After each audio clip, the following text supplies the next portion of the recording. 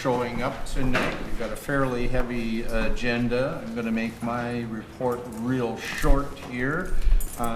Just that we will have to break at 6:15 for a public hearing in regards to a lot split requested by the Kleins. And that is my report, and I will take liberty here. We'll move one thing around on the agenda here. Janet King has to head for the city, so we're going to move old business A up and get that taken care of before the public hearing, so we can get you safely on the road in the daylight. Hey, Council Member LeBeau. I had a LMC telecommunication task force meeting, and that's about it.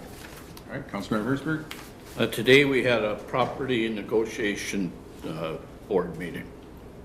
Okay, all right, thank you. Councilmember Rankin. We had that property negotiation meeting, and then looks like the new park equipment's getting some use over by the gazebo park. Cool. All right, Councilmember Gilmore. Liquor board meeting is all I had. Okay, all right.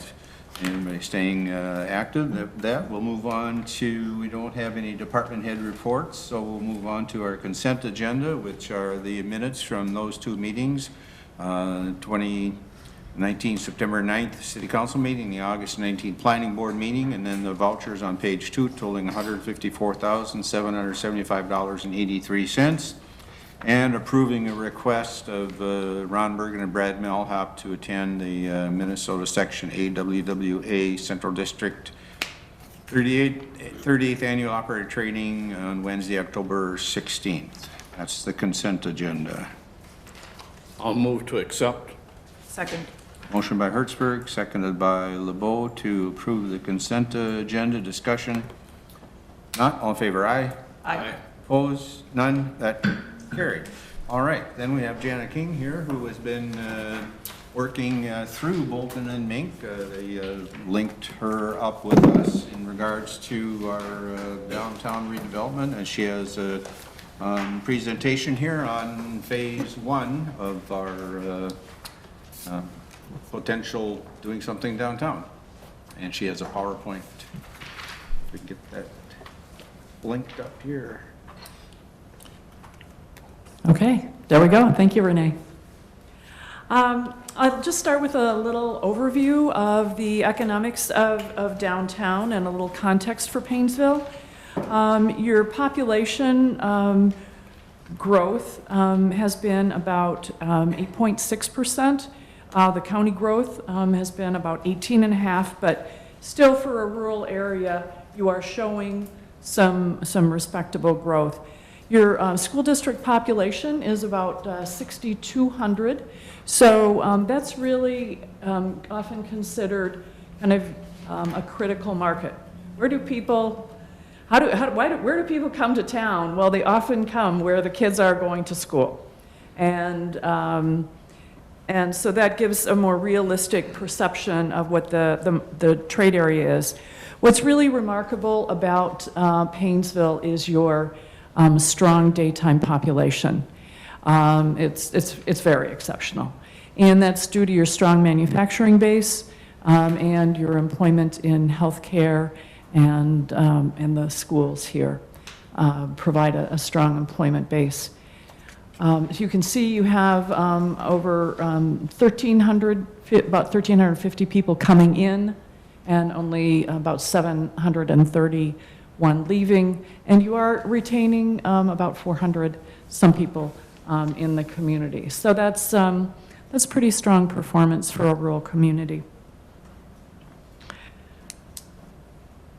In terms of your economic drivers, you have strong employment concentrations in manufacturing, and you'll see that that's where you have your highest weekly wage of about $911 for an average weekly wage. You also have strong employment in education and health services, trade, transportation, and utilities. And your community is small, so I can't get a real breakdown on trade, transportation, and utilities. But I suspect because you have so much of the dairy industry active here, you have a lot of trucking. That's pretty typical in dairy or forestry related communities. So that's just sort of a little doing the lab work, so to speak, on the community in terms of its as a market. In terms of how communities are functioning now, and historically, economic development kind of sat by itself, and more over the decades I've been in the profession, there's been a greater and greater integration with workforce development and as well with community development. And we're seeing that really come together now with the retirement of the baby boom generation.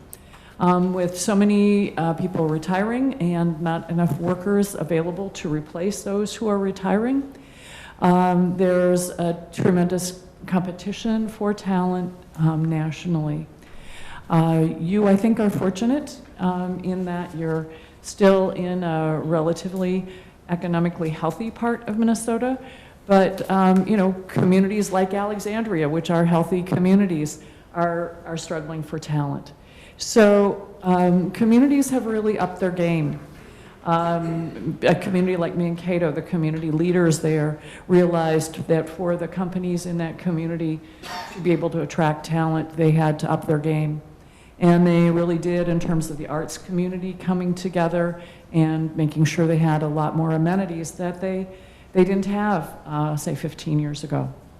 St. Cloud is very conscious of that also and has been working on you know, making the community attractive so that as baby boomers retire, the next generation wants to live and work and go to schools there. So that's the big issue in economic development these days is talent retention, talent development, and talent attraction. So that means that your community's image is important, that your schools are good, that you have sports and recreational opportunities, arts and cultural opportunities, and that you know, the next generation of young people are thinking, yeah, I'd like to live there. And I think your community has one kind of interesting advantage in that you are located about a half an hour to St. Cloud and half an hour to Wilmer. So there are, I understand, some families that decide, well, somebody's got an opportunity here, somebody's got an opportunity there, and they'll choose to settle in Painesville. So you have good employment opportunities here, but people can also see that there are opportunities within a reasonable commuting distance. I won't name any specific communities, but you get to some more remote communities where they are the only game in town for an hour commute, and then it's another small community without much opportunity. It gets challenging. And often the talent attraction issues, one niche where there are issues often is managerial, technical, and professional. In many cases, you're dealing with two-earner households. And you know, if you've got a young couple where they both got college degrees and interests in careers, and then it's like, well, if we move to that town, can we both find opportunities? So I just want you to understand that competitive environment, and that is part of how downtown fits in. It's about having your town attractive and a place where people feel a sense of community, a place where people want to gather. And I think as you'll see, some of the ideas that I tried to bring forward, I think are really oriented toward family-friendly activities, activities that really create an environment that will make people want to live and raise their families and have fun in downtown. So there are challenges for downtown areas, not just Painesville, all kinds of small towns have them. And I want to spend a little time on what they are. There's been this obvious shift from to big boxes, but part of what you've got there is you've got a storefront now that's somewhat obsolete. It's shaped like this, it's long and deep, and there's limited parking.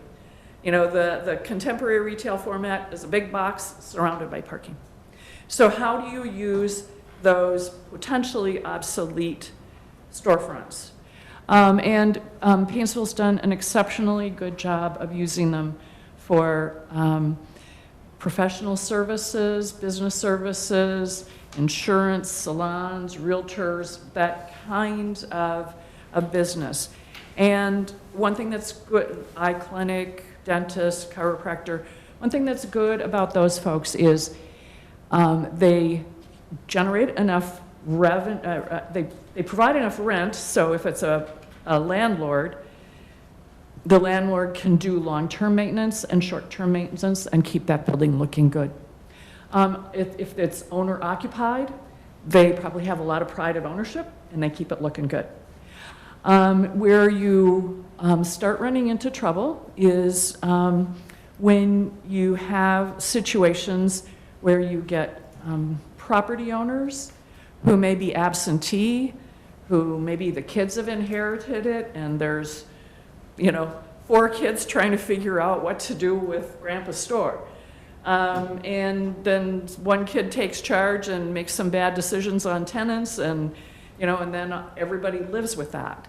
And then often, you know, they might just stay stuck and just keep, well, let's just keep getting the rent, And they don't, you know, boy, the building isn't in very good shape, it'll be hard to sell it, let's just keep getting the rent.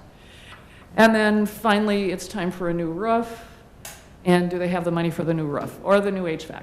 So I'm just trying to give you a sense of the drama and the challenge that happens in small towns all across the country with many of these storefronts.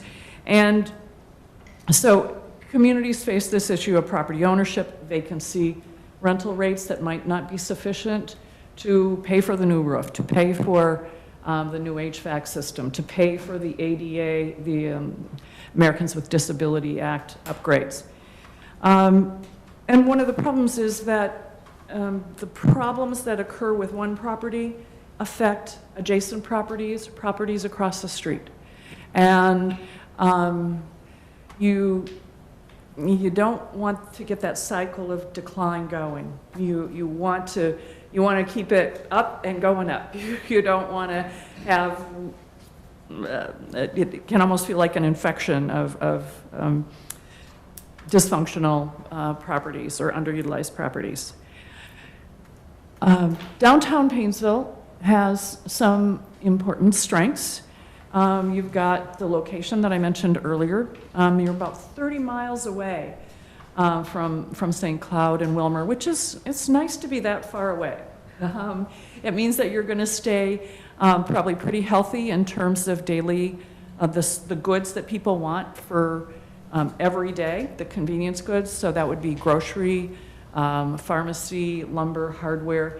People aren't necessarily going to want to drive a half an hour just to do those things. You've got a great core, as I mentioned earlier, of the health, business, and personal care services.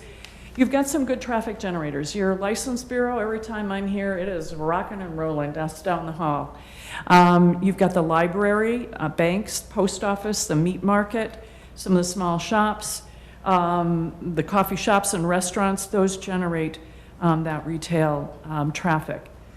And then one of your other strengths is the improvements that have been made since your 2007 Small Cities Grant. Is this the time you want to break, Mayor? Yes, it's 6:15, so if you want to get your breath, we will recess the council meeting and call to order the public hearing in regards to the lot split requested by Keith and Kayla Klein, and they would like to split their lot and square up a neighboring lot that has gone through the Planning Commission, and we've got a resolution before us. Anything you care to add? Anybody here to speak in favor or against the lot split? Any questions from the council or comments from the Planning Commission? Any comments from our city attorney? No, I think looked in order. Okay. If there's nothing for the hearing, we will close the hearing and get back into the regular council meeting, and it would be appropriate to act on item E under old business at this point in time, since we just had the hearing and it's fresh in everybody's mind, and at least we can get the clients out of here. I'll make the motion to approve resolution 2019-30 granting the lot split. Second.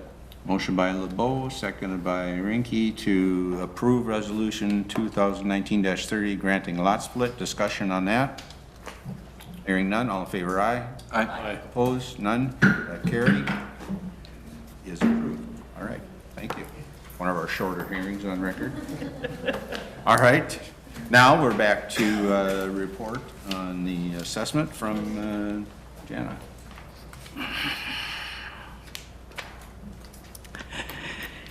So you do have some vacant and underutilized properties in Painesville. This is not a picture of one of them. I just went generic, so I wouldn't be pointing a finger at anything specific.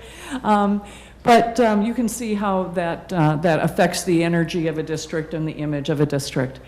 There has, when I did interviews with business and property owners, I did uncover issues that are related to the recovery business in downtown. There's some behavioral issues that are affecting adjacent businesses, and there's some issues that need to be looked into there. Overall, you right now, and you're doing what you need to do.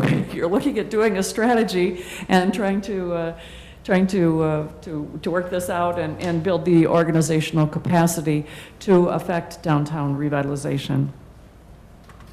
But one of the challenges is you don't have that capacity in place right now. So I did go through, I guess, I don't know, should I mention anything about my background? Sure. I led the Downtown Development Corporation in St. Cloud years ago during a time when there was pretty significant transformation. The Civic Center was built, a couple of parking ramps were built, the two tall banks were built, Center Square was revitalized, the transit station was located. It was a busy time in downtown St. Cloud, and I've led economic development and chamber organizations for more than 3 decades. So a fair amount of experience in all of this stuff, and what I was asked to do is develop some strategies for revitalization. These are just recommendations at this point, or ideas for consideration, and they're put forward not to say that this is what will be, but some ideas for consideration by the community. So I think one of them is to keep your personal services, healthcare services, and businesses healthy. They are, they generate enough revenue to keep those storefronts looking good. And they don't generate a lot of traffic, so they don't necessarily, that's the downside of them, is they don't generate a lot of traffic. On the other hand, the upside is they generate kind of a modest amount of traffic all day long, which means you don't have a lot of parking problems. And they generate enough revenue to keep their buildings up and well-maintained. And I don't think you have enough retail volume or storefronts that would be interested in this kind of shaped building to have all of those spaces filled with retail stores. So I think you really need those services, and you need to treat them very well. They're really what's keeping downtown looking good, and keeping the buildings up and keeping them being tax-generating, healthy properties. They are creating a positive image, and there's a real kind of a balance in terms of parking demand and supply typically for those types of properties. When I did the interviews, there were some issues that surfaced, one of which was accessibility. Many of them have older clients who might be coming into the dentist, the chiropractor, the eye clinic, a salon, And those people need to have, you need to have good handicap access. You need to think about what is it like to be a 50 or 60-year-old kid transferring a 70 or 80-year-old parent into a wheelchair and getting them in the door, dealing with challenges like that in the ice and snow. And so I think as you look at your downtown revitalization, you want to think about making sure there's good, safe access and pathways to all the businesses. That was mentioned several times in terms of how critical that is to those businesses that are really important to your downtown.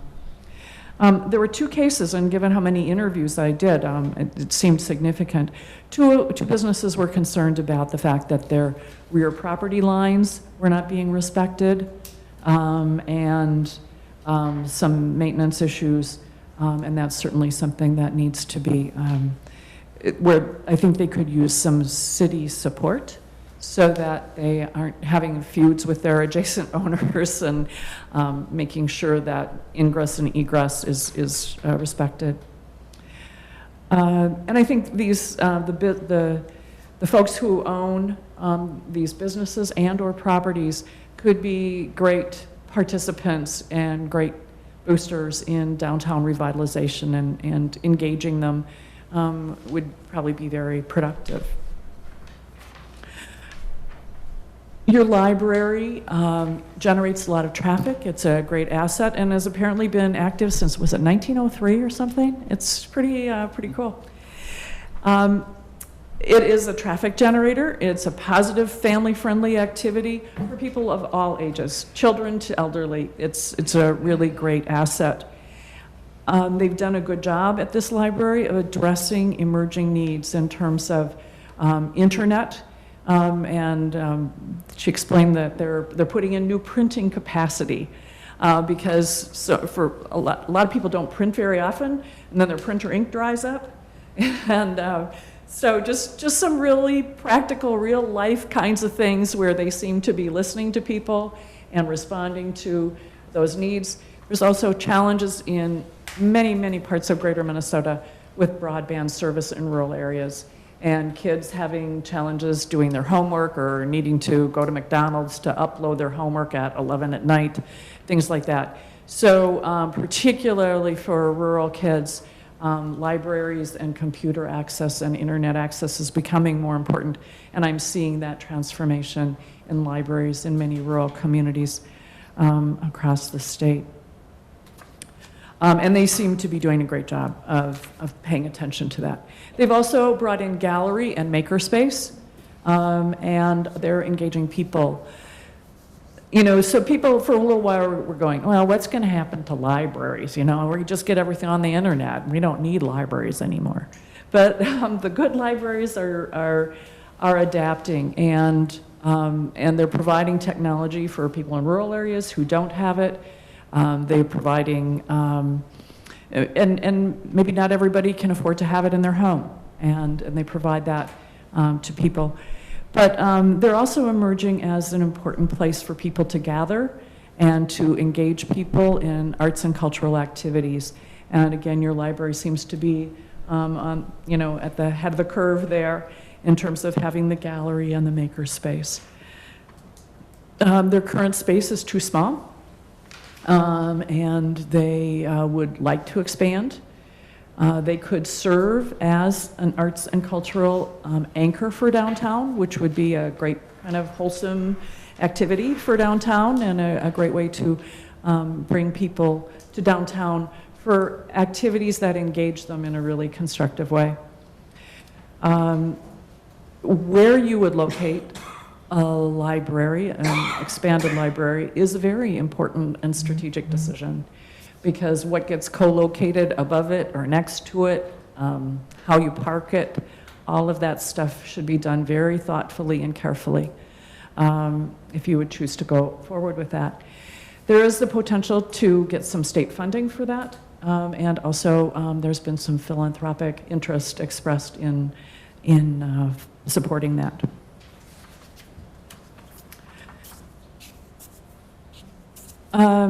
you want to attract residents and visitors to downtown, and how do you do that? Part of it is cultivating a strategic mix of businesses and activities.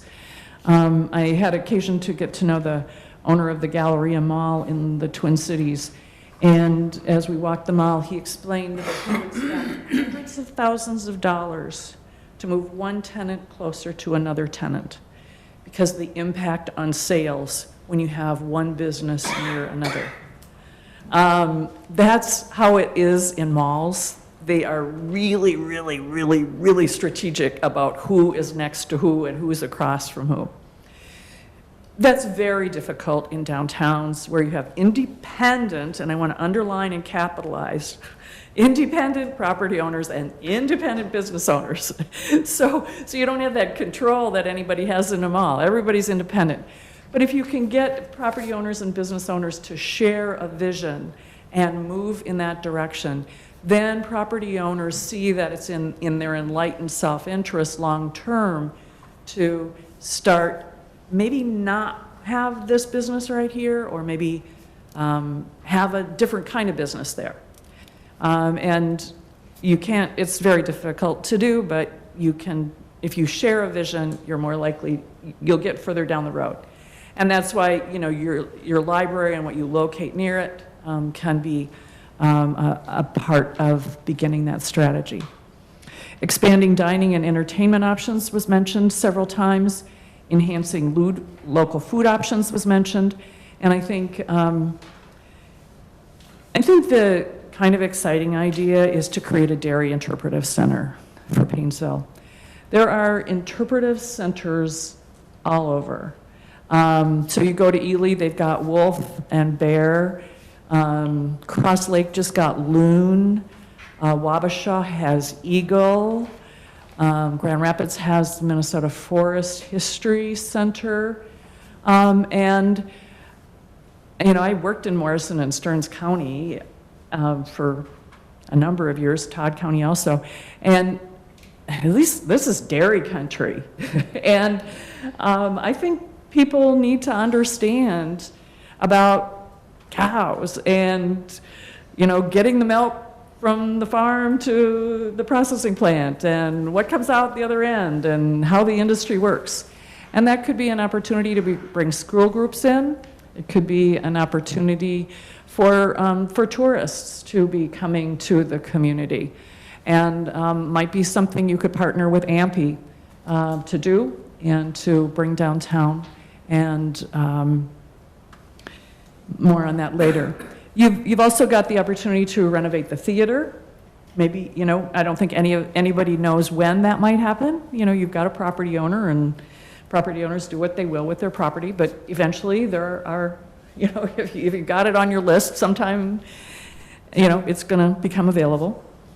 And then as you look at the downtown revitalization, sort of more from the engineering and design perspective, you want to design downtown for engagement and activity. And the photos I have here are from Arnold's Park, Iowa. I was just down there for a family reunion. And you can see it's called Harmony Park. And it's just kind of an area about twice this size. And there's a bunch of xylophone-like things where people, it was amazing the number of people that were stopping and just playing with them. Mankato and Grand Rapids have done a lot with sculpture. I don't know what your town wants to do. Maybe it's cows, I don't know. But you can. I don't think our town knows what it wants to do. Right. But you know, that's the next part of the journey, is finding out what you want to do. If you want to do anything, and then if you do, what do you want to do? And it's an opportunity for you know, creativity and expressing who you are as a community. I think one opportunity that exists here, I had a conversation with your school superintendent, and you have a new entrepreneurship program there that has apparently a printing shop at the school. They've had a very successful year, and when I asked, did he think they might consider the possibility of a shop downtown, he was like, oh yeah, that'd be a real world experience. Hopkins did it with a coffee shop in an old train depot. There are a handful of communities around the state that have done youth entrepreneurship activities downtown. Well, you have kids doing that, guess what happens? Their parents are down there too. And again, it's more about creating a family-friendly, positive environment downtown. There are a handful of ideas, does anybody like ice cream? That's a little bit seasonal, but it apparently fits with the heritage here of the dairy plant that you have here. There was mention previously about the possibility of a cheese shop. Any of those ideas could come forward. You might be able to get FAA at the school involved in addition to the entrepreneurship program. You've got the theater, which could be, it's a different opportunity, but also, could be an opportunity. Local foods are mentioned as another possibility. So I think it's a real opportunity to build community, enhance educational opportunities, and it can help you attract some other potential funding sources. You do have some challenges downtown, and so you have to address those too. When I work on commercial corridors in the more urban area, like Central or Broadway Avenue in Minneapolis, the first place you start is crime and safety and the perception of safety. And that goes for everywhere. People have to feel very safe. And people have to, the recovery businesses have had some negative effects.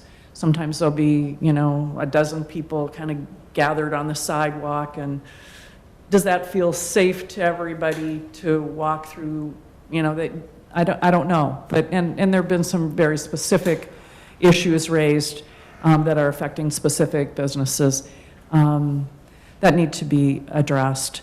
So you have to ensure health and safety at all levels, sort of at that, people-to-people situation that you face a little bit more with the recovery businesses, but also in terms of the rental and the vacant properties.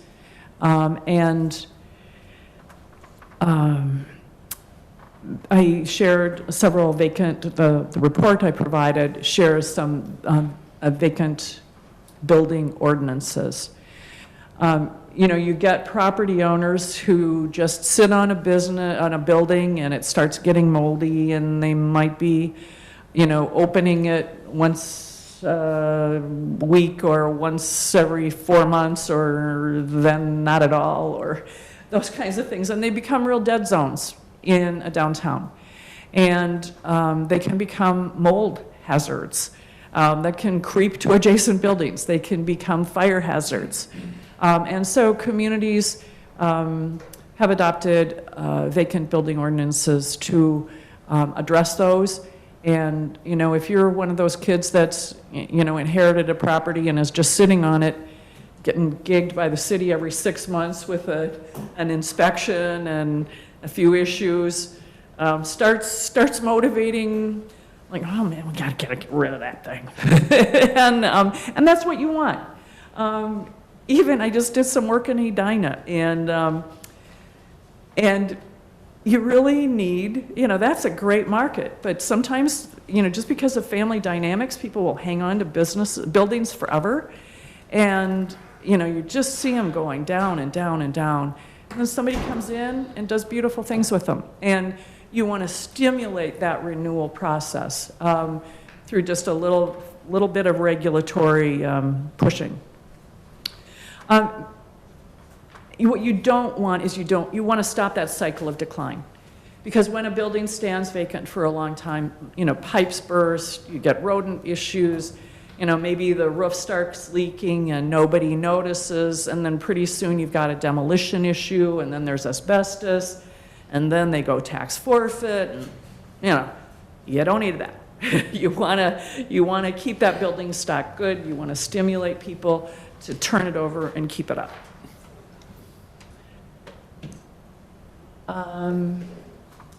It's important to look at the market for housing in downtown. There was some interest in having some housing downtown. There's also interest that's been expressed in having senior housing out south of 55. You know, if the property, if something happens out south of 55 that affects the market. Washburn Court, just over here, is owned by the hospital district and operated by Centra Care. That could be affected by new investment south of 55. But a housing study could also inform repositioning of that property, potentially. There's a possibility of looking at maybe, one possibility would, it's either Norwood Young America or Victoria that has co-located a library with senior housing above. And that's kind of a wonderful combination in terms of stimulating, providing stimulating activity and for people who are seniors. Veterans housing may be a possibility. I talked to one company that doesn't invest in communities this small, but it might be something you could explore with Stearns County HRA. It seems like the time is right to explore some alternatives for some recovery-related housing. So all of that is, you know, kind of all mixed up. And the other thing that kind of falls in that housing mix is when seniors relocate out of their homes, that becomes an opportunity for families to move in. And that becomes all part of talent attraction and bringing the workforce that you know, the companies and the school district and the hospital and in the Painesville area need.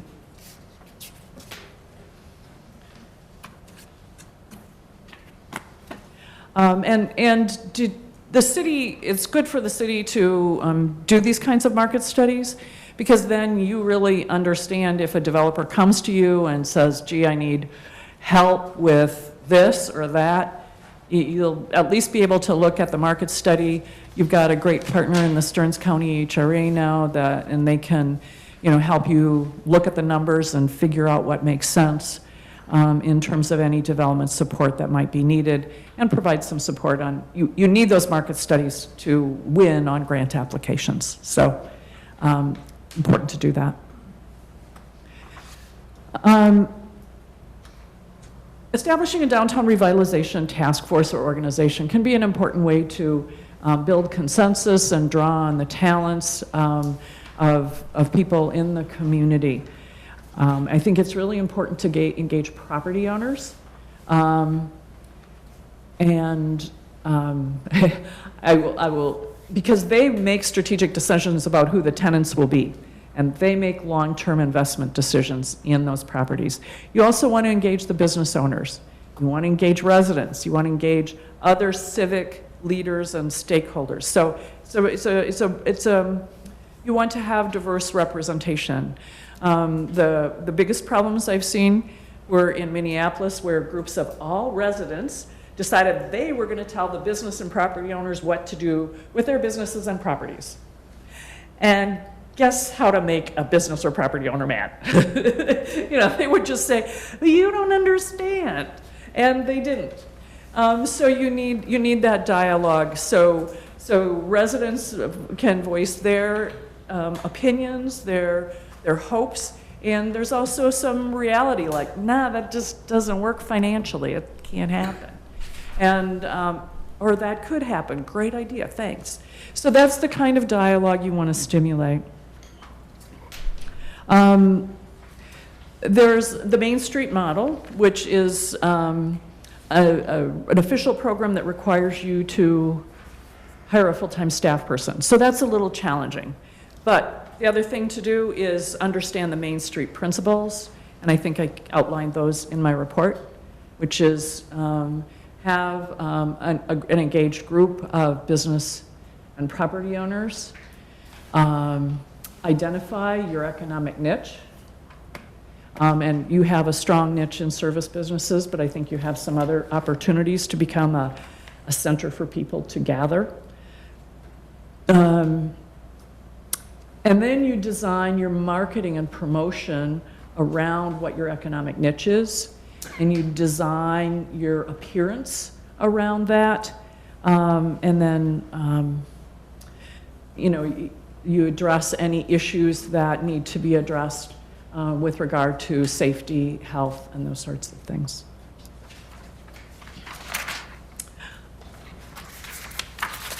Let's see. This may be near term, this may be longer term, but small businesses are really a great opportunity to revitalize your town. One of the challenges has been in terms of markets, and I think you've got some small shops in Paynesville already who are using the internet to expand their market. And so I think that's an opportunity is you have a limited market here, particularly for retail. But if some of the businesses that go into some of the vacant shops are actually really active on the internet doing sales, that's an opportunity. I worked with the artist community up in Grand Marais, and talk about being at the end of the road.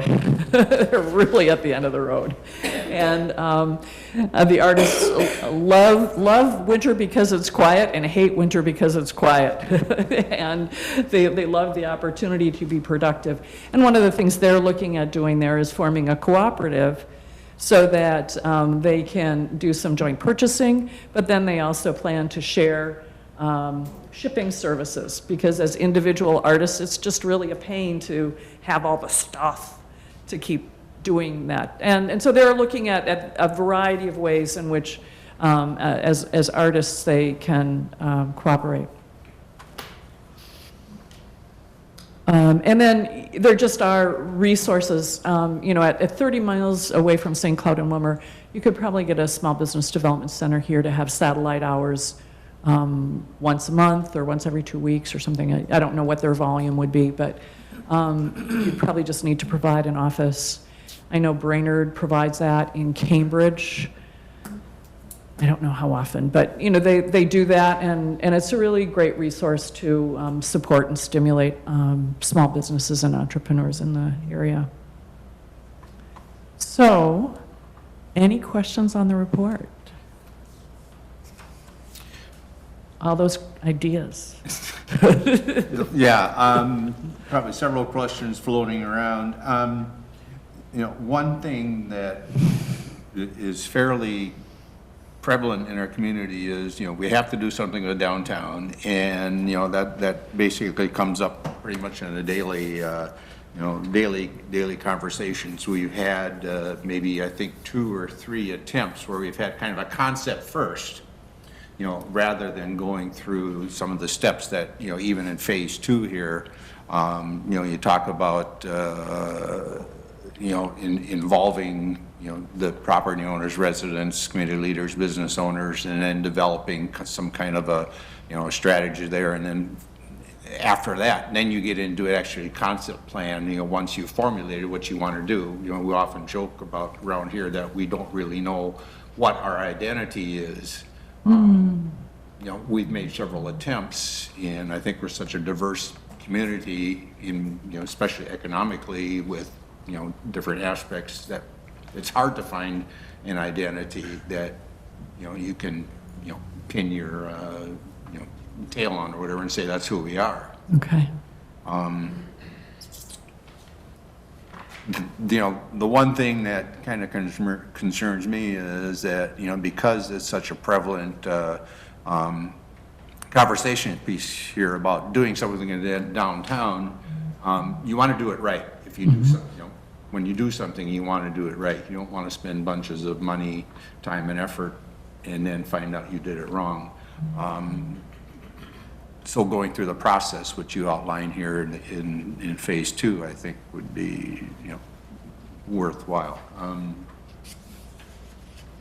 Any other questions, comments, and I think we get to the next step as to what we're going to do. I'm just wondering, you have up there that first point under phase 2, seek their input. Like, what does that look like? Is that just kind of an open forum, or is it more sitting down with people like you did in the first? You know, you try and do a diversity of things. So in terms of sharing the findings, and what we'd want to do is really sit down with you and figure out how to do it best here. But you can make sure that there are, you know, press releases so that it gets out generally. You could, if you have a big community event, you could have a table and, you know, something there. You can use social media. You can do more interviews.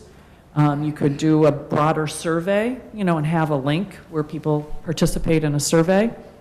So surveys are broad. You know, they engage a lot of people more lightly.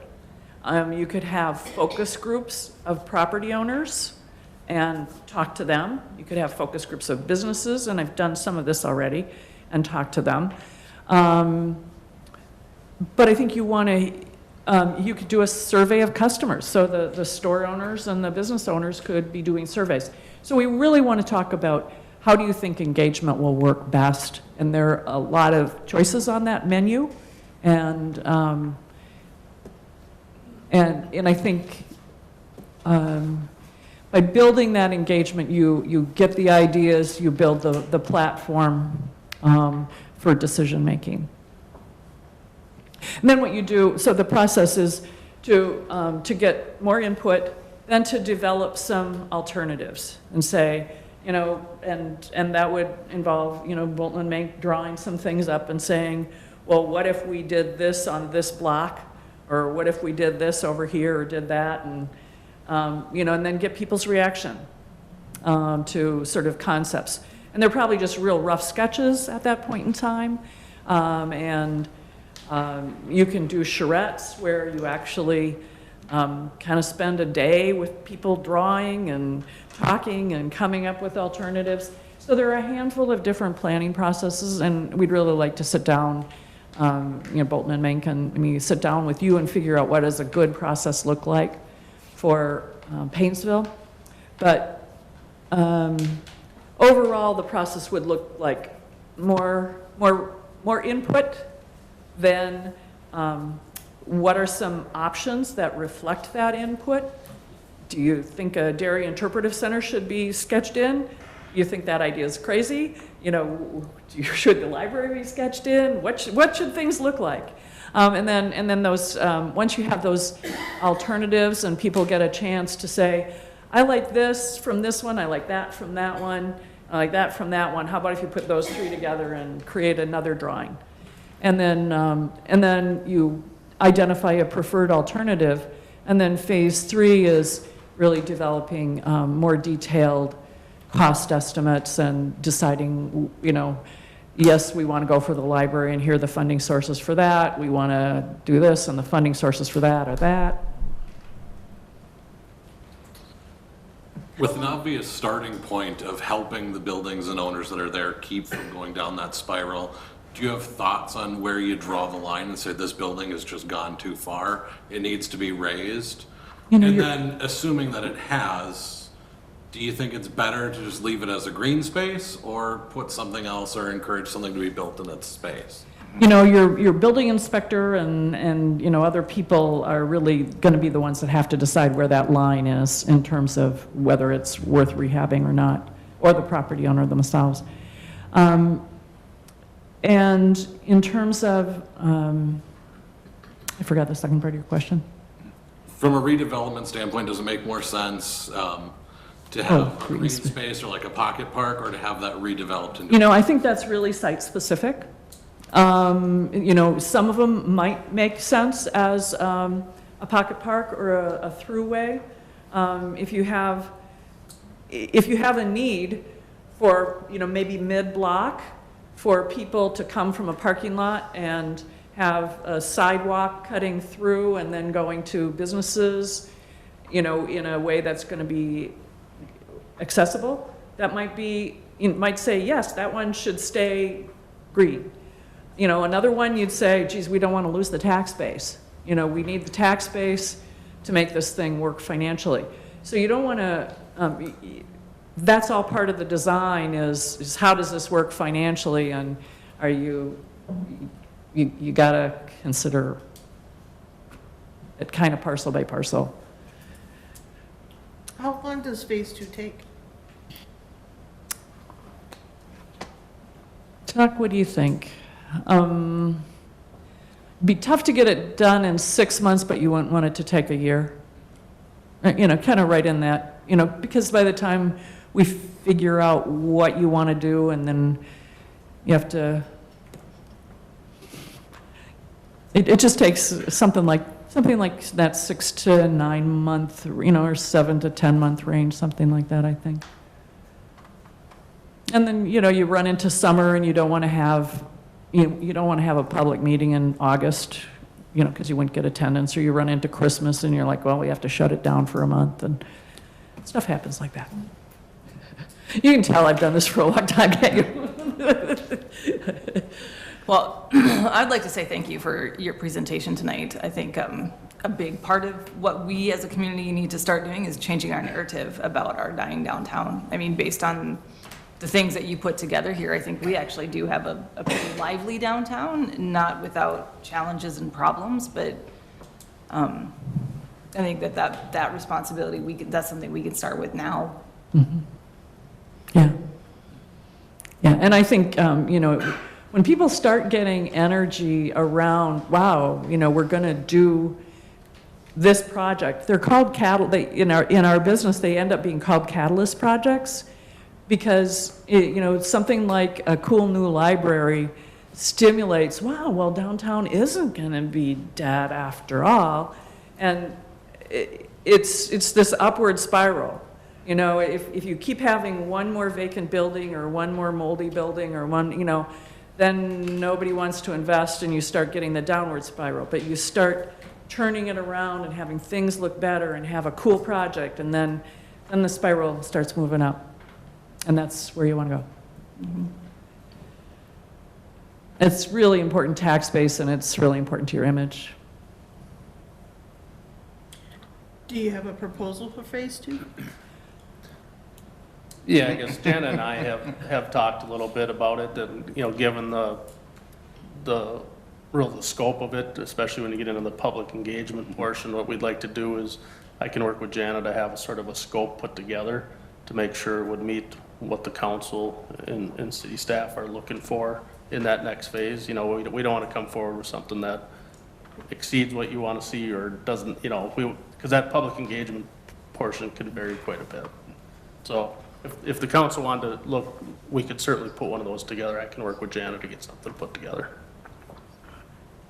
We've got a back of the envelope, but it's too back of the envelope. We need more of your input. Okay. Is this something we could talk about at our next working session, or plan one? Sure. Fine with me. When's your next work session? October. We're about to. We're going to set a date here No. shortly. We'll be fine. It's not tomorrow, right? No, Okay, good. not tomorrow. Mm-hmm. Okay, Questions from the council then? No? Thank you very much. thank you. Thank you. Safe travels back. You won't be home by dark. It'll be dark when you get home. All right.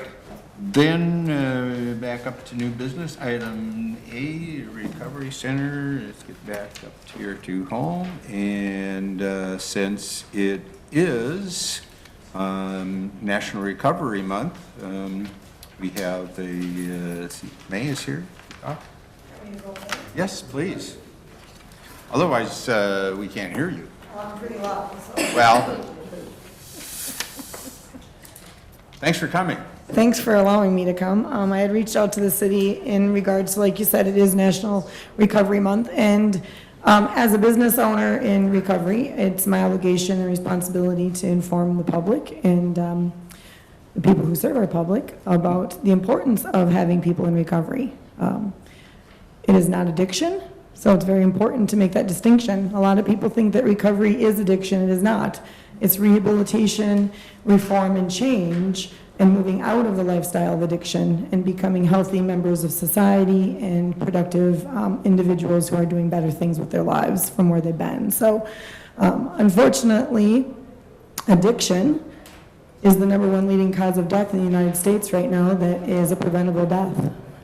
If we treat it and we help people who are struggling with addiction, we can save lives, and we do. So statistically, the Center on Disease Control just announced in 2018 that 1 in 3 people under the age of 50 will die from an addiction-related death.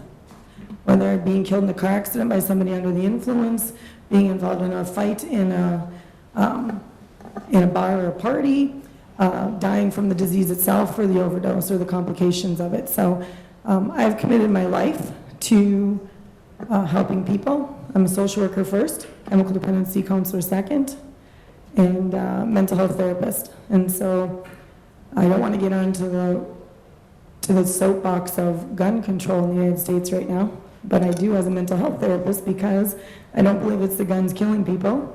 It's the mental health complications that are being undiagnosed, untreated, and not taken care of. So when the mayor was talking earlier about the city that we don't really have a label on, I think I shared this when I became before you guys last year in 2018, but I moved 63 times before I was 20 years old.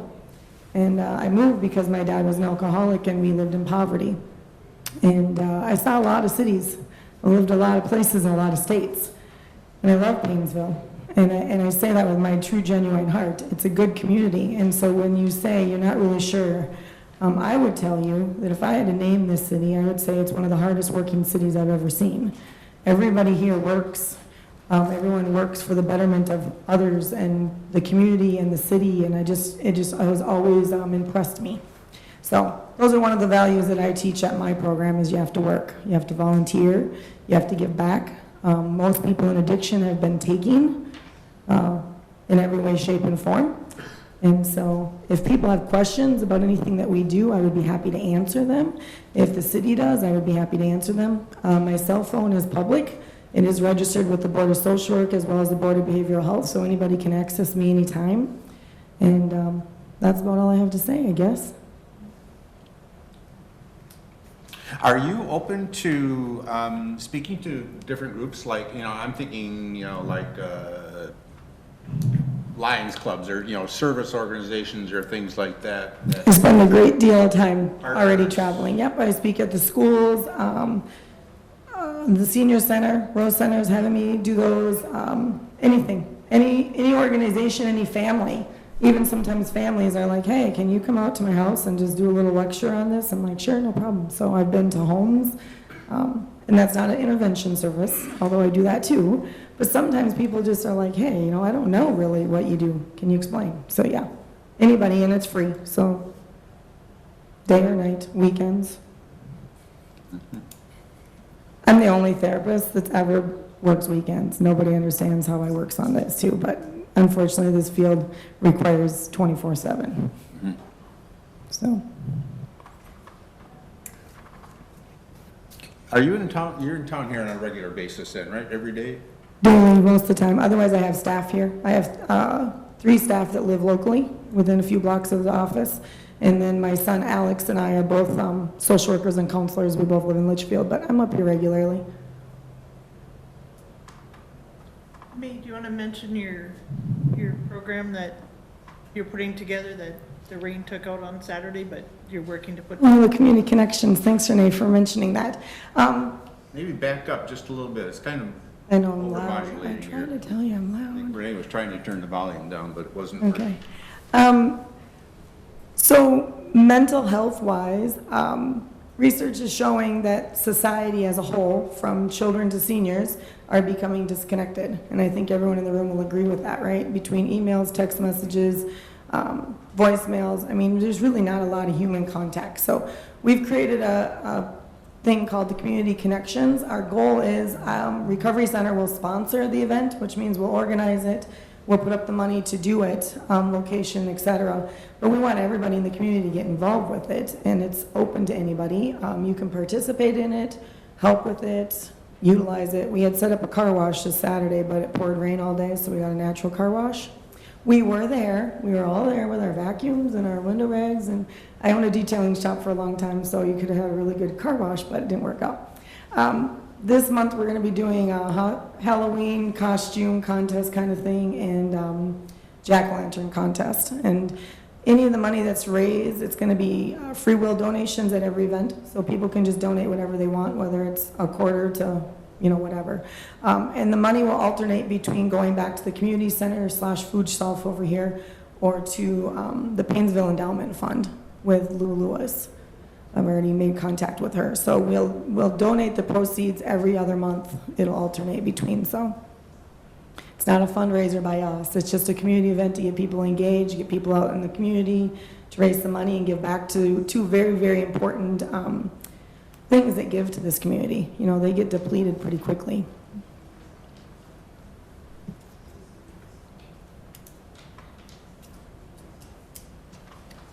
Any other questions? Am I allowed to address something? Pardon? Can I address something about my housing that I do? Or not? Like 2 minutes? No? That's fine. Well, the agenda is, you know, report on the center. I guess that would be appropriate then. Well, I just wanted to, sorry, it's so loud, it's so touchy. Anyway, I just want to add that you guys don't know this yet, but you're going to know very soon. I predict within the next year, Painesville, Minnesota is going to become one of the most reputable places in the state for Department of Human Services in regards to recovery support, because St. Cloud Recovery Plus used to be. It was their largest entity in a 150-mile radius of St. Cloud. Unfortunately, on December 7th of 2018, they shut Passages, which was a 92-bed unit that provided housing for people there in their treatment programs. It's gone. They're nowhere. They're homeless, they're on the streets, they're sleeping in cars, they're sleeping in your garages, you know, it's not a good thing. So, myself, as well as the other recovery program in this town, is also providing this housing and sober housing. And there's a lot of rules and regulations that go into that stuff, and people must remain clean and law-abiding to live there. So we're filling a gap to help keep people off the streets and not being unhealthy. So if people have questions about any of those things, I just encourage for people to call me. If they have people that need that service, call me. If they just want to know more about it, I'm more than happy to answer any questions anybody wants to know. So it's just a very important service because a lot of people are homeless. And not just in recovery, homeless, like homeless, period. Housing is a problem nationwide, so. Would you be open to a, for lack of a better term, a town hall type meeting? You know, we're here to facilitate things like that. Yeah. You know, this is a council meeting, a meeting Yep. of the council. It's not a public hearing. I know there's a lot of people here that have maybe questions and some concerns. You know, to find an arena where there can be that type of a discussion that we can facilitate. Absolutely. Anything we can do to answer questions and put, you know, the lady that spoke before me was talking about the safety. It's the number one most important thing, right? I don't want people on the streets using. I don't want people out doing bad things. That's why we're in recovery and why I demand recovery. So that's safety. That's making our community better. I know Painesville's been in the news for a lot of not positive things around addiction and around death, and it's not good, so. Yeah, in regards to, you know, being, you know, open and transparent, I think, you know, because this was to be a report and not a public hearing type thing, I think if the council is open to and to, you know, to work with Renee and to, you know, Yeah, publish a absolutely. date so it's open to people and they know about it beforehand, that if. Yeah, absolutely. It's important for people to understand too, and to know, you know, what we do and how we do it, because people don't. There's a lot of people who have preconceived notions, but, yeah. I'd like to attend and sit in the audience rather than up here trying to That would be just fine. balance everything. And that's why I tell everybody, call or walk in, because I would say 50% of the people that come through my door are not my clients. They're either volunteers, supporters, people coming in to get information, right, wanting to do things to help support the program, et cetera, so. Okay. Is that all right with the rest of the council if we? I'd like the other house represented also, the other recovery. Post remedy? I think they should both be. Yeah, because, you know, educational, and you both operate differently, so that would be some of the questions that may come up too, so. Yeah, I don't know how they operate, but I know a lot about what we do, so yeah. But I'm they willing to do answer have anything anyone houses wants to know. also. I think, Yep. And I think it's a good idea. yeah. Excellent. Can I just ask a question? Yep. real quick? You mentioned housing. I know that you have some places downtown you're renting, and then I've heard that you're purchasing or planning to, is that? Well, there was a house purchased for us last Thursday, 416 Wendell, and then there was another house that was purchased for us to rent, but we haven't finalized that yet. It's looking like maybe next week. But yeah, So are those houses big enough to move, you're gonna move the people from downtown, or you're going? yeah. Then my goal is to move them from downtown. We just use that as temporary, just to fill the need, because it's the middle of the winter, you know, and then there were spots. So Okay. I know you've been conversing with Renee on. yeah.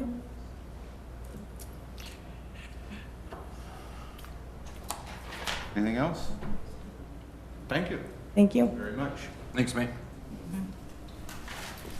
Okay, and then as was mentioned when Jen was leaving, our working session meeting, we got some dates there for that. All towards the end of October, and as of right now, they are open for me. Wednesdays don't work for me. Wednesdays don't work, Yeah. I actually have a job. okay?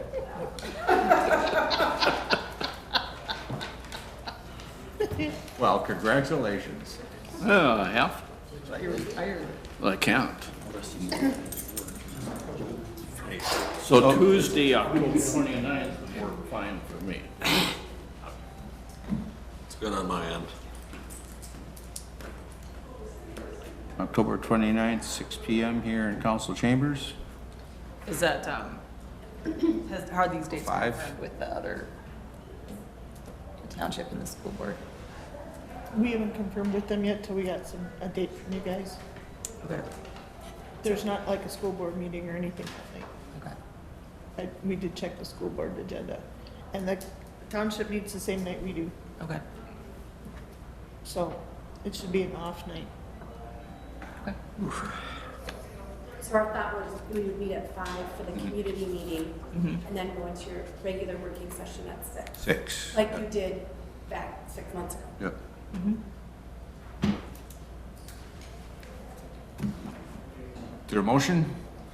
I'll move to set a community working session and council working session for Tuesday, October 29th, 2019 at 5 and 6 p.m. respectively. Second. Motion by Rinky, seconded by Hertzberg to set that for those two meetings for Tuesday, October 29th at 5 and 6 PM respectively. Discussion. All in favor, aye. Aye. Opposed? None. That carried. And emergency management, the Stearns Intercounty Mutual Aid Agreement on page 7. Renee. And Thomas, you're done. Oh, Tom, I knew you were here for a reason, other than just resting. So if you could limp up to the podium there. So Stearns County was in the process of updating our mutual aid agreement for emergency management. The last time we signed an agreement was back in 2005, which was not very detailed, was actually only about 1 page. Basically, the purpose of this agreement is if we have an issue or an incident, or another agency has an incident, we can call upon each other to help each other out. Some of these incidents become very labor intensive. You know, another plan is to get, not to have everyone trained in all of the same stuff, have people trained in different things, so we're not spending that money in duplicating training. I think you guys all got a copy of it. Yep. So that's all we really have. It's basically the same as a police department or a fire department mutual aid agreement. We can be called upon. If we are called upon, they will reach out to Renee or I and see if we're available to respond. And Bill did review the agreement and found no issues.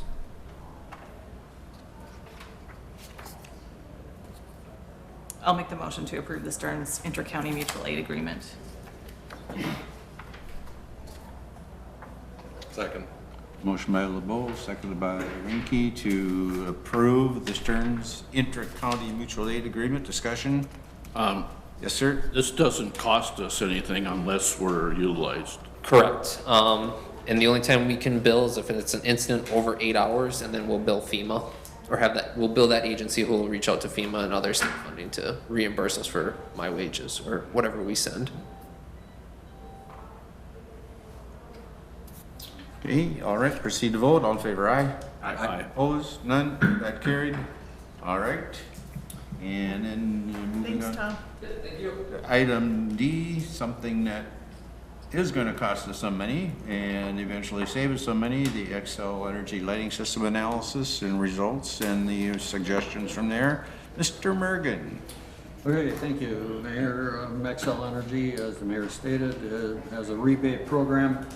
And we did have them go through the entire city hall here, including the police station. Everything qualifies, less this council chamber, because these are currently LED lights in here already. But as you can see, our total cost is be about $8,400 there. The savings about $22. For our final cost would be $6,147.42. And that comes out with all of our hours of operation in here, about 2.8 years that would be paid back. Most of the lights in here currently are the fluorescent T8s, and they would all be upgraded obviously to the LEDs. We did also go through the city shop, being our hours of operation there are not what we see here. That would be between an 8 to a 9 year payback, so we did not include that. I guess we do plan to go through the library here in the next several months and get that upgraded also. Ron, is it getting harder to get the T8s? I know the T4s are harder to get. I don't remember which one it is, that they're harder to get new ones now. I know the T12s are almost impossible to get, but T12s, okay. I knew it was one of them, I wasn't sure which Yeah. one. and the electrician doing the work would be Haynes Electric. I've heard of them. Do we have this money in the budget, or It would be out of building maintenance. so it's there? I'll make the motion to approve the Xcel Energy Lighting System analysis for new lights at City Hall in the amount of $6,147.42. Authorize Ron Mergen to sign the documents. Second. Motion by Hertzberg, seconded by Rinky to approve the Xcel Energy Lighting System analysis for those new lights as on page 17. Discussion? All in favor, aye? Aye. Opposed? None? That carried. Ouch. And your locator is what, 10 years old or so now, and you want to replace that also, Ron? That is correct. It's utilized for obviously locating any electrical lines we have, water, sewer. Those are the two more difficult ones. The new locator obviously is just got a few more bells and whistles on it and is more accurate. Electrical lines are pretty easily located, but when you do get into the water and sewer depth of 8-10 feet, it does get a little more difficult. And this has got actually 3 frequencies on it instead of 2, so everything helps. And it also works in very well with our new sewer camera for locating lines out that way. So, and as the mayor stated, it is 10 years old and due for an upgrade. Move to approve the quote from Copperhead Innovations in the amount of $4,456 for a new locator. Second. Motion by Rinky, seconded by LeBeau. to approve the quote from Copyright Innovations, the amount of $4,456 for a locator. It is gone through Public Works and recommended. So any discussion or questions? All in favor, aye. Aye. Opposed, none, and that carried. And the water treatment makeup air unit, is this to help those like your staff look better? Don't we wish? More than 20. Tell Lee. Yeah, that'd be more than 20,000. Tell Lee you could use it. No. Okay. The makeup air unit, this is at the main lift station, so the conditions out there are not very conducive, but it's a unit that shouldn't have to be replaced at this time, but we have stuck good money after bad into it, and you know, between the sensors, circuit boards, controls, and labor, and had several people who actually worked with 2 contractors here, and they both pretty much agree that the unit should be replaced. The new units we're getting, you know, we looked at 2 different the contractors, and there's quite a price difference there, and I realize that, but the local one here, Voss Plumbing and Heating, they feel very comfortable that their unit will be able to maintain everything out there, and the Public Works Committee, they did look at it and have recommended it.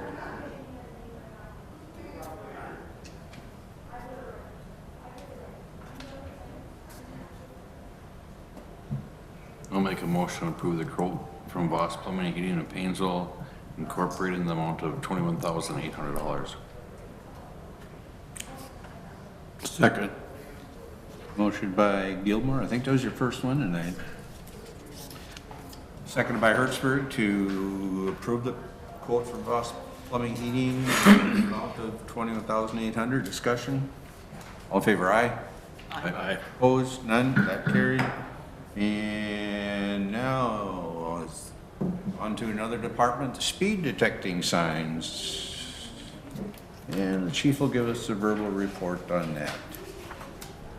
Thank you. So, quite a while back, I believe it had come before the council, and public safety talked about it for a while, about the possibility of getting some speed detecting signs placed throughout the community.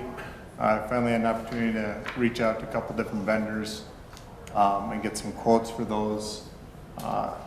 So in the interest of kind of moving forward or putting it on the shelf, I brought it before the council tonight so that you guys can make a decision about the direction you guys would like to go. As you can tell, the costs of the units kind of vary, you know, between $7,000 for 2 units up to about $5,000 with a different vendor. The traffic logic ones are similar to what you see going through like Belgrade. I believe those are the same as what Chief Jansky had bought over there, or that they had gotten. I guess it's kind of on you guys and what you'd like to do. The money is not budgeted for this, and it's not available in the PD's budget, so if we do look to move forward, I'm not sure where the money's gonna come from. Is this something we could put in the budget for next year? Based on current projections, I'd say no. No. Aren't you There on? gotta be some money somewhere in there. Yeah, we got 100 pages of budget there. Thought maybe we could cut back. Try and bury it someplace, but it just changes the bottom line.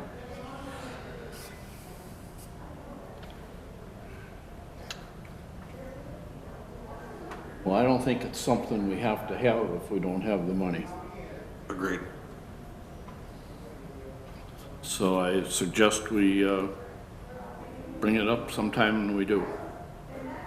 I don't think it's something we can wait for years and years for, because if you've ever been to those signs, they, one, help tourists come in to realize where the signs are, and 2, keep all the legal people legal.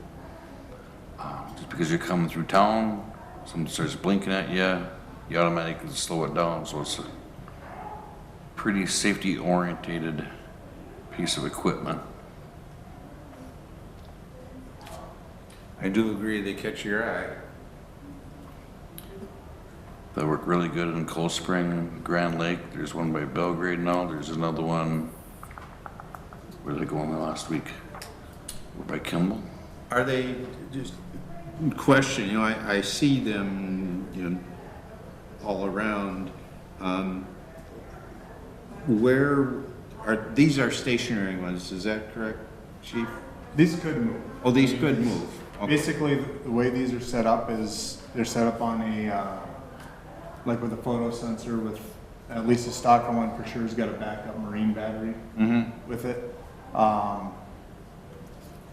mean, stationary as in we would attach them to a pole, but they could be moved. Okay. So chose to move them. Okay. I guess my intention is if the council moved forward with this, we'd probably look to attach them to an already established pole. Usually they're attached right below the speed limit sign. Did we have a thought on where they're needed?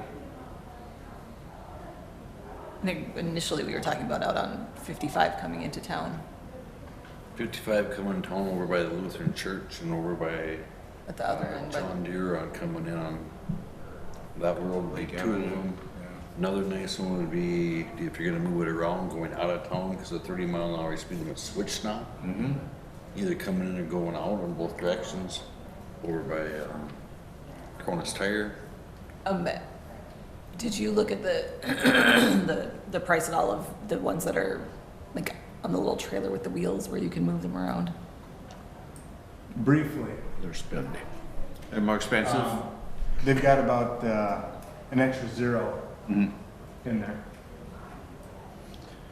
Okay. Chief, is there a big savings by going with two, or otherwise maybe we'll get one a year or do something like that? I don't know. To be honest with you, I got the initial quote from Traffic Logic. I asked that gentleman if there was a price break if you bought more than one, and he dropped $200 off. His email to me was, that's about as low as I can go, there's not a lot of room. So I really wasn't even asking for a break, but just seeing if there was that price break, and that's kind of what he came back with. The stalker quote is a state bid price for their product. So I would say the stalker quote is what it's gonna be. Now, do you know how the less expensive one, the Safe Space Evolution, do you know how it attaches? Do I know how it attaches? I'm gonna go with the mounting bracket, but specifically, no. I'm just thinking about how hard, is it a 2-hour switchover, or is it an hour, 15-minute switchover? 5 hours and move from one place to another one? I would say from everything I've seen with these, I would say they're probably fairly quick, no matter of unbolting the sign. Because they're all, these aren't hardwired in. It's a solar panel thing, so it would just be a matter of taking it down. And we should be able to mount them on any sign we own in the city, correct? Correct. The one issue we have is most of the roads we've talked about are either state-owned or county-owned. That was where I'm leading to on here. So I believe in our conversations with the state, we would have to get permission or their blessing, or just simply put them up and see what happens. I'm good with that. You look good in orange. No, it's my understanding we have to get some type of a permit or something from the state, or at least get their permission. I would assume the same probably holds true with the county.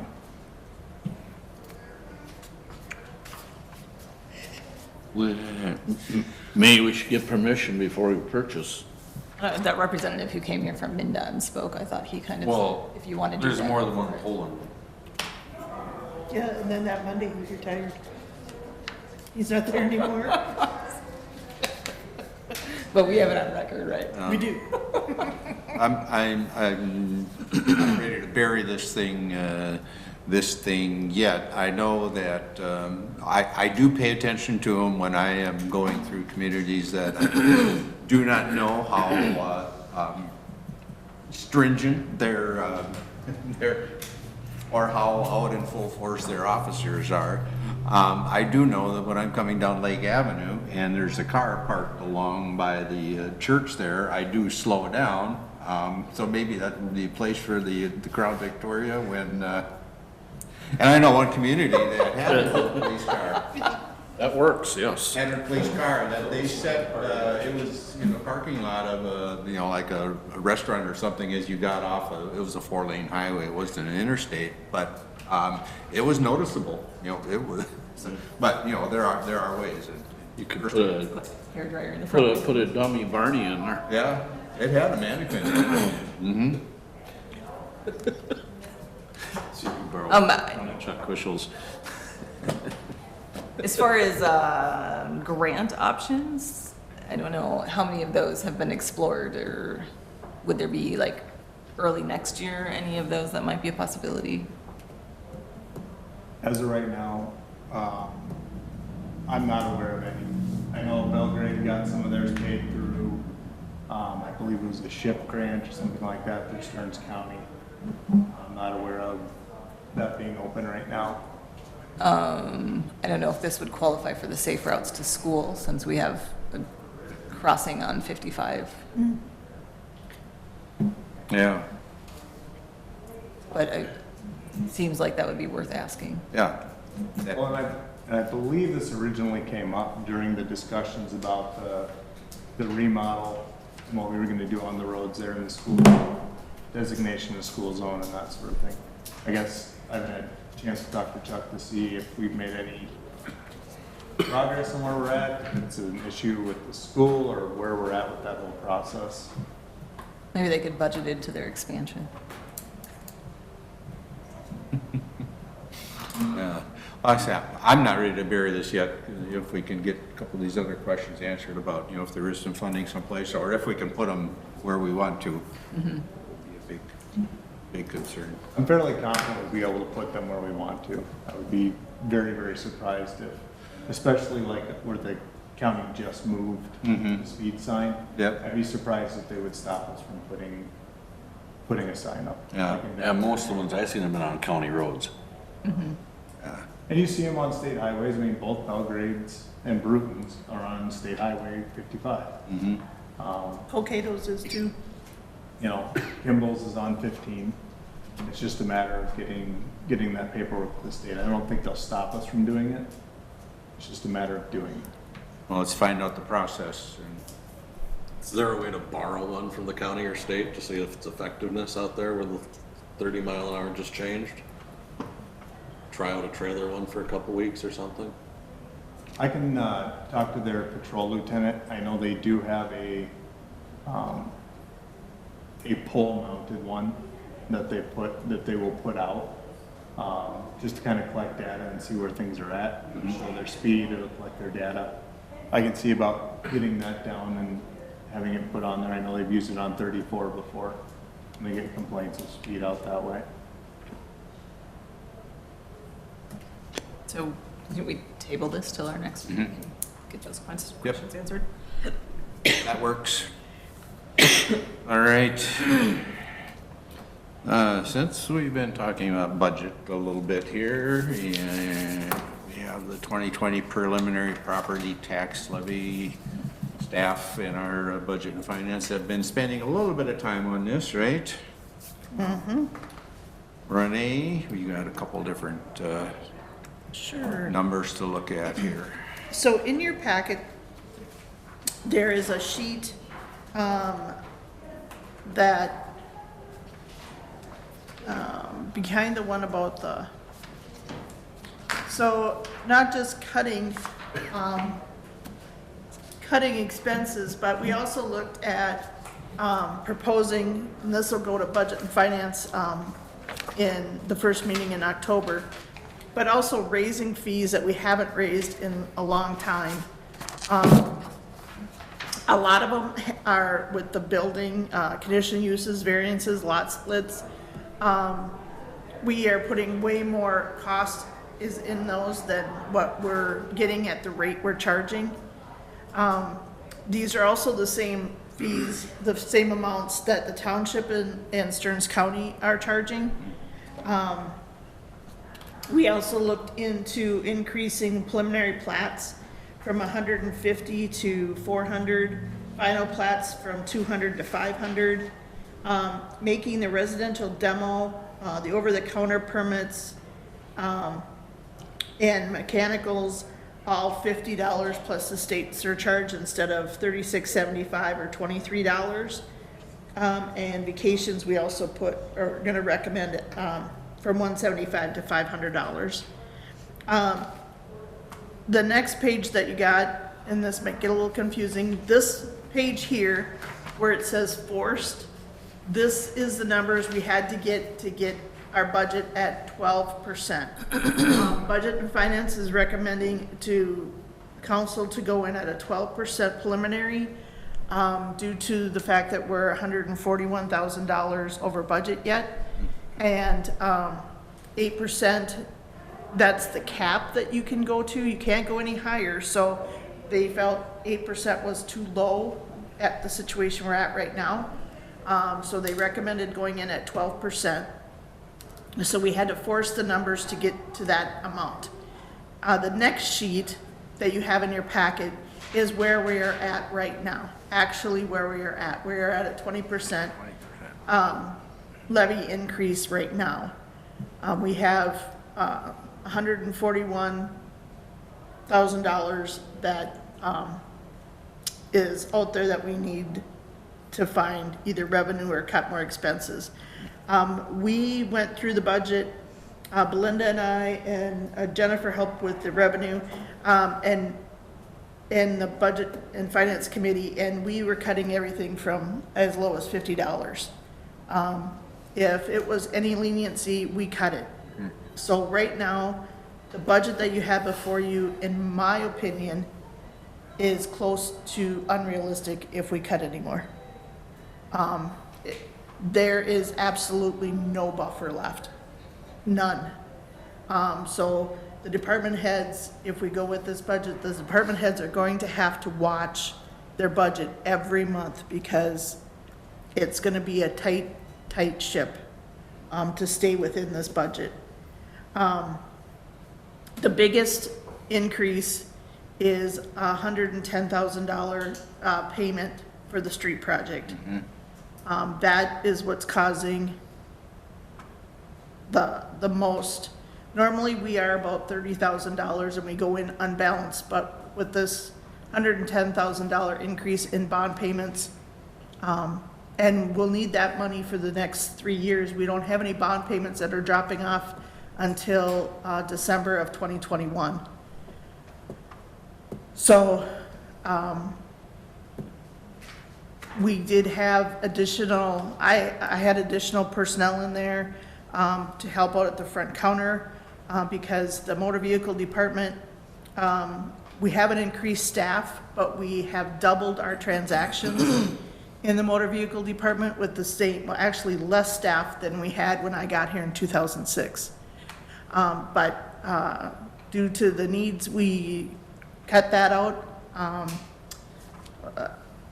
I am willing to answer any questions you may have or any concerns.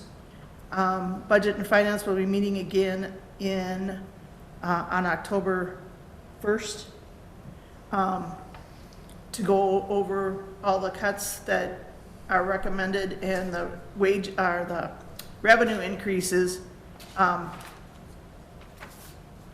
But I still don't know where we're going to come up with that bond payment. Anybody interested in winning the lottery? I tried. I should probably buy a ticket though. Because our bond payment is, wait, we did try to hit up Bill for more money, but he doesn't have any more. What, at the liquor store? Yeah. Mm-hmm. So on your, I'll tell you what page this is on. Well, it's almost the last page in your packet. You'll see bond payments. The variance went up $100,276.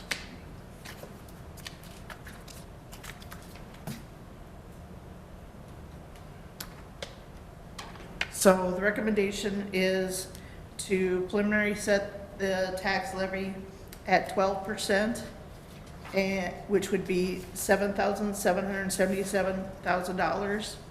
And the abatement levy, which is the amount that Yarmouth Ford had asked for, is $2,686.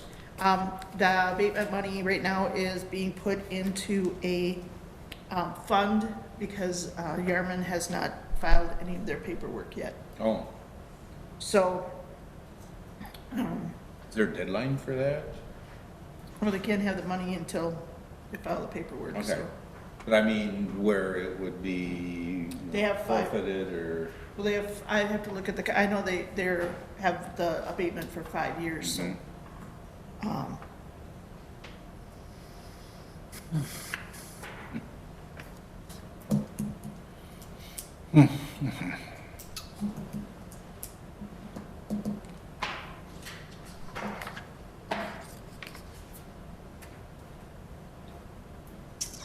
Renee, do we know, I know we're increasing these fees to match what the county is charging. But some of them, I mean, maybe they just feel high to me for some of them, but do we know, are other municipalities or governments doing like waiver fee or fee waivers or reductions for low-income individuals who might apply for some of these things? I realize most of them are going to be developers and things like that where it wouldn't apply, but is No, that an option that we could look at, or? I would say that I don't know if we can legally do that because we usually charge everybody the same rate. Okay. I don't know, Bill, do you know if, We'd It's out have of to, the blue, we'd so- have, we'd have to get financial records from people in, right? Or, yeah, that's what we have to do for the street assessments. I mean, I suppose you'd have to establish some criteria if you were gonna do it. I mean, I could throw it out on the city attorney's listserv and see if anybody does it. I'm not aware that anyone does, I've never heard of it, I'm not, but it doesn't mean it doesn't happen, I could check. I'm not aware of any of the cities around us in Stearns County doing it. For the number of people affected, it might be more work than it's worth, but I guess the other big one that hits me is increasing for park use. And obviously, we want to cover our costs, but I also think, my personal opinion is that the cost should be low enough to encourage people to utilize it, while also being high enough to prevent them from damaging it. And even at $150 to use Veterans Park, that seems a bit steep for me. So to But increase that another 50. They do get $50 back for their deposit, so technically it's $100 that it costs them to rent the park. So it's a $50 increase, so they would really pay now $150. And we're working on getting a gas grill out there because the charcoal one's not adequate. They'd have to bring their own propane, but they're on clearance right now, so it's a good time to buy one. But I mean, we're open, I'm open to whatever the council, these are just suggestions, so Right. we're open to whatever the council would like. yeah, I was I mean, gonna these say are, something when Sean took my fire that,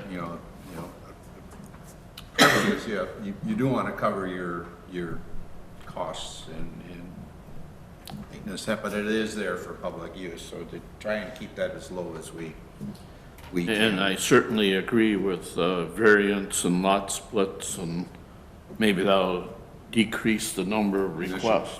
Should be higher, huh? It probably should even be higher, yes. Yeah, but you can't arbitrarily set them, you have to, No. in. I mean, if that's comparable with other cities. Except if you do a variance or lot split and they build something, then your tax base goes up. so these are all things that are gonna go before budget and finance. and Yep, these are just recommendations. Yeah, Try to cover that. So we need a motion, Yes, Yep, for the preliminary. and is that at the 12% or? that would be preliminary at 12%. Okay, I'll do the motion to approve resolution 2019-28 adopting proposed 2020 tax levy collectible in 2020.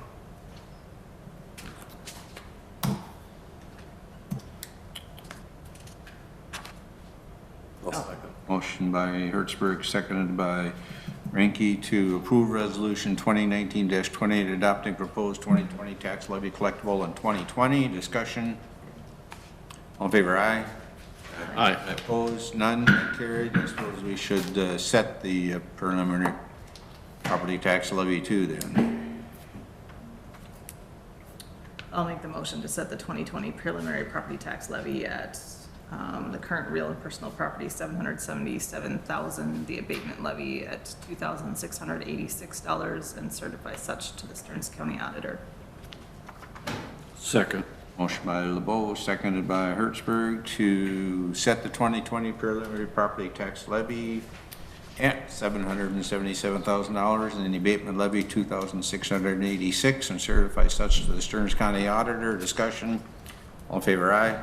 Aye. Opposed, none, that carried. All right, then Truth and Taxation Public Hearing on page 110. Let me go a rapid way here. Oops, there we go. Looking to hold that on Monday, December 9th at 6:30 PM here in City Hall.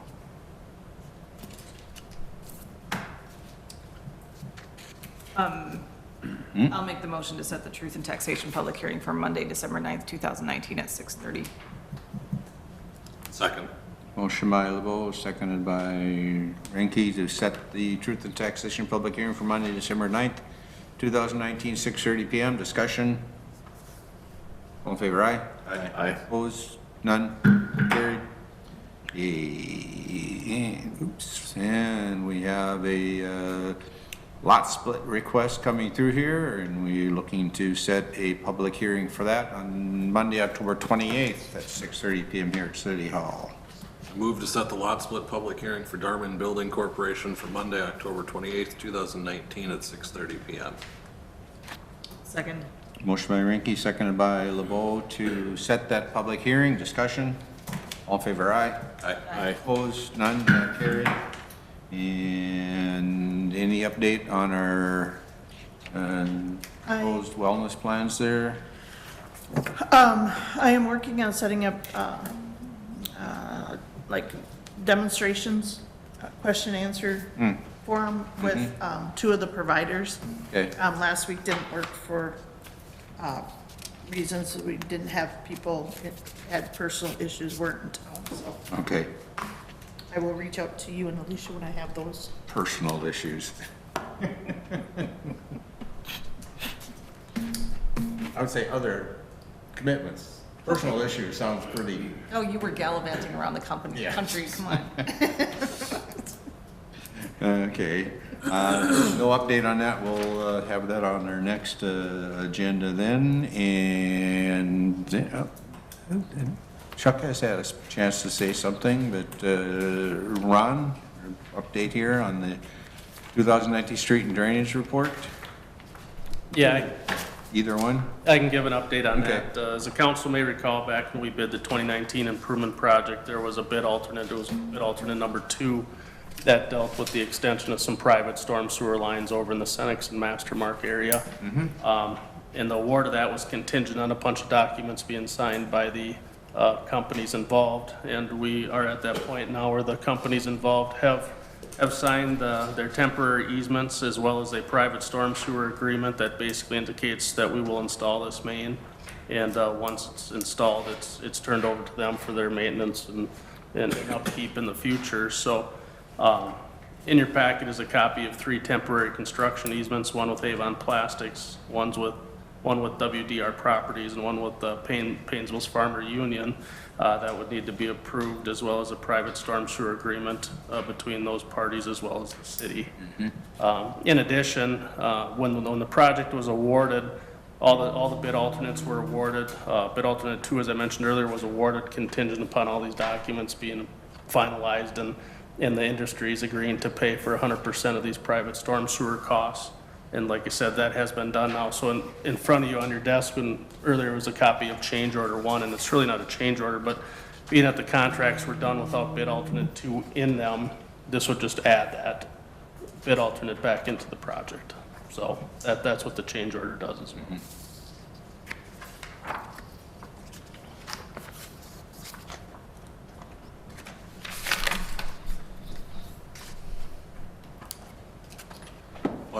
to approve the temporary construction easement agreements and the private storm sewer agreements, if I can, between Avon Plastics, WDR Properties, Painesville's Farmer Co-op, and the city of Painesville. I'll second. Motion by Ricky, seconded by Gilmore. That was for both of those? If we can do so, yes. I would imagine if that's what the council wants to do, Sure. then we can. So we have a motion by Ricky, seconded by Gilmore to approve the temporary construction easement agreements between those three listed properties and approve the private storm sewer agreement between the same ones. Discussion? All in favor, aye? Aye. Opposed? None? Carried. Way to speed things up there. So does that include the, No. Nope. we need a separate, I'll make the motion to approve the change order number 1. Okay.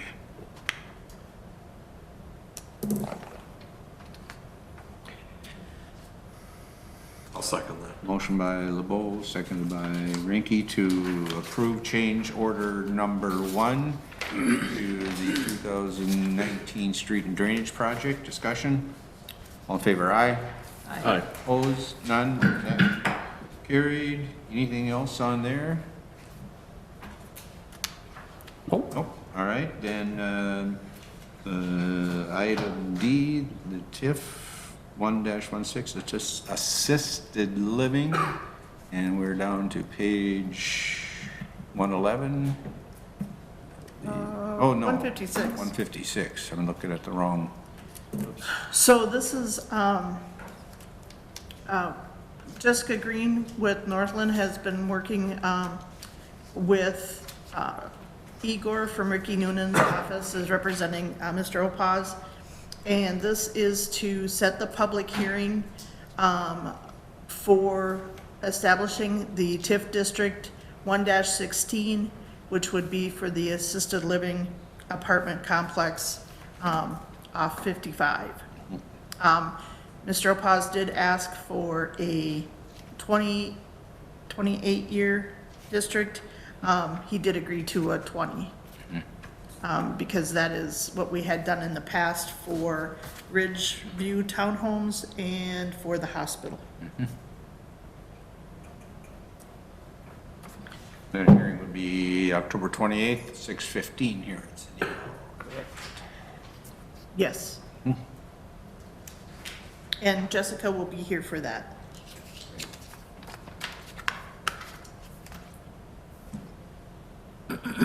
I'll make the motion to approve resolution 2019-29, calling for a public hearing on the proposed modification of development district number 1 and the establishment of tax increment financing district number 1-16 within the development district, and the adoption of the modified development program and the adoption of the tax increment financing plan related thereto. Second. Motion by LeBeau, second by Hertzberg to approve resolution 2019-29 as on page 156. Discussion? All in favor, aye? Aye. Opposed? None? That carried. That is it for action items. Your Honor? Yes, ma'am? May I ask the council's approval on one more action item, please? Well, she said please, I guess I can't say no. The group that does the garden tractor pull during Town and Country Days, their final pull got rained out, and Kevin called and asked if they could use the track that they used during Town and Country Days on October 5th for their championship pull. And I said I would present it to you tonight, and that would be all right. We haven't had any issues in the past with them, and they have insurance to cover them. They have insurance. Ron, hasn't been an issue down there with? No, we've had no problems with them at all. Then I would move that they can use that. I'll second. Okay, we have a motion by Rinky, seconded by LeBeau to allow the Wild card pull. wild card pulling to utilize the spot down on the city property on Lake Avenue South for their state tractor pull Their championship. championship. Any discussion on that? When? October 5th. October 5th. Yep. Time? I don't know, but he's gonna give us a flyer to post, Okay, so. all right. If we approve it, so all in favor, aye? Aye. Opposed, none, that carried. All right, yep, since we won't have a meeting before then, that is fine. Then we have the informational, we have the liquor store reports from August, the West Central Garbage Report, and police reports. So that is it for the good of the order, and we didn't make your 7 o'clock, Alicia, but we made, yeah, you're out of here, buddy. Yeah, before 8, thanks. Okay.